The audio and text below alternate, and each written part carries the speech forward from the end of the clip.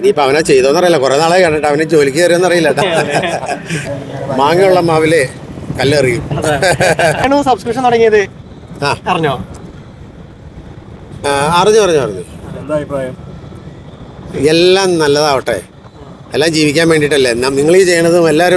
എല്ലാം ജീവിക്കാൻ വേണ്ടിയല്ലേ, ജീവിക്കട്ടെ.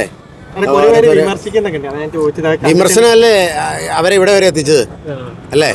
അപ്പൊ അതങ്ങനെ തന്നെ പോട്ടെ. നല്ല രീതിയിൽ വിമർശനം വരുമ്പോഴല്ലേ ഒരാൾ ശ്രദ്ധിക്കപ്പെടണേ.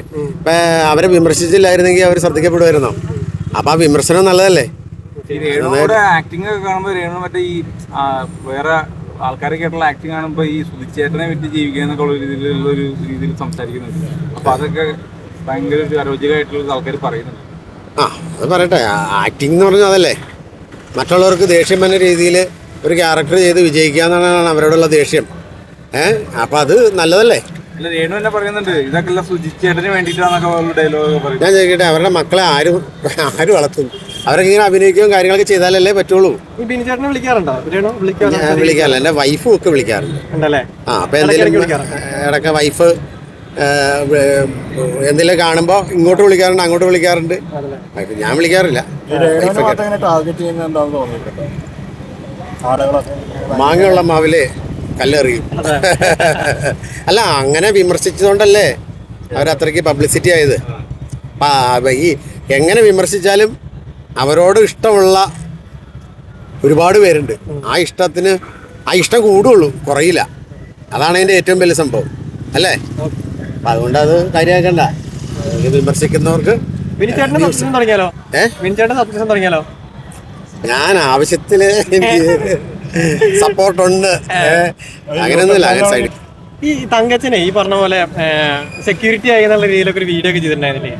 അത് കണ്ടിട്ടുണ്ടായിരുന്നോ? അത് കണ്ടായിരുന്നു. അത് എന്താ സംഭവം, ശരിക്കും ഉള്ളതാണോ? അല്ലല്ല, അതൊക്കെ ഒരു പ്രോഗ്രാമിന് വേണ്ടിയല്ലേ. ഇനിയിപ്പോൾ അവനെ ചെയ്തോന്നറിയില്ല, കുറേ നാളായി കണ്ടിട്ട്. അവന് ജോലിക്ക് കയറിയെന്നറിയില്ല. അല്ല, അങ്ങനെ വരാനത്തെ വഴിയില്ല. അവനൊക്കെ മലയാളികൾ ഇഷ്ടപ്പെടുന്ന ഒരു വലിയ കലാകാരനല്ലേ. അവനൊന്നും അതിൻ്റെ ആവശ്യം ഉണ്ടാവില്ല.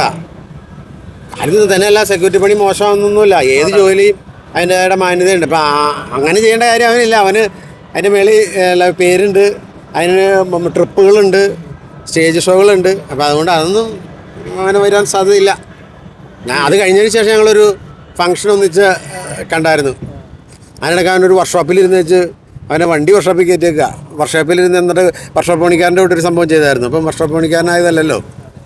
അപ്പോൾ അതൊക്കെ ഒരു റീലിൻ്റെയൊക്കെ ഭാഗമായിട്ട് ചെയ്തായിരിക്കും. അനിമോളെ വിളിച്ചായിരുന്നോ? പിന്നെ ഞങ്ങൾ എല്ലാവരും അനിമോളും ഫുൾ ടൈം എന്തിനേറെ ഫുൾ ടൈം ആളുകൾ ബിജെപിനെ സപ്പോർട്ട് ചെയ്ത് പറഞ്ഞിട്ട് ആൾക്കാർ ഭയങ്കരമായിട്ട് വിമർശിക്കുന്നുണ്ട്. അനിമോളെ ബിജെപിനെ സപ്പോർട്ട് ചെയ്യുന്ന ആൾക്കാരൊക്കെ വിമർശിക്കേണ്ട ആവശ്യമുണ്ടോ? എനിക്കിപ്പോൾ അതേക്കുറിച്ചൊന്നും പറയാനില്ല. എന്നുവെച്ചാൽ രാഷ്ട്രീയ ഓരോരോ വ്യക്തിപരമായിട്ടുള്ള ഇതല്ലേ, അതല്ലേ. അപ്പം നമ്മളതിനെ ഞങ്ങൾ പിന്നെ ബിനീഷ് ബാസിൻ്റെ കല്യാണത്തിന് ഞങ്ങൾ ഒന്നിച്ചുണ്ടായിരുന്നു. പിന്നെ അവർക്ക് നല്ല തിരക്കായി. ഞങ്ങൾ പറഞ്ഞാൽ അങ്ങോട്ടും ഇങ്ങോട്ടുള്ള ഓട്ടങ്ങൾ, തിരക്കുകൾ, കാര്യങ്ങളൊക്കെ ആയിട്ടുള്ള ഞങ്ങൾ ഓട്ടം. പിന്നെ ആ സ്നേഹബന്ധങ്ങൾ ഇപ്പോഴും ഉണ്ട്. എല്ലാവരും ഇപ്പം ഐഷുവൊക്കെ ആണെങ്കിലും കല്യാണത്തിന് വന്നിട്ട് വളരെ സന്തോഷമായില്ല. ഞങ്ങൾക്ക് ഇങ്ങനെ കാണാൻ ഞങ്ങളിങ്ങനെ ആഗ്രഹിച്ചിരിക്കുക. അത് സന്തോഷം ഞങ്ങൾ പങ്കുവെക്കാറുണ്ട്.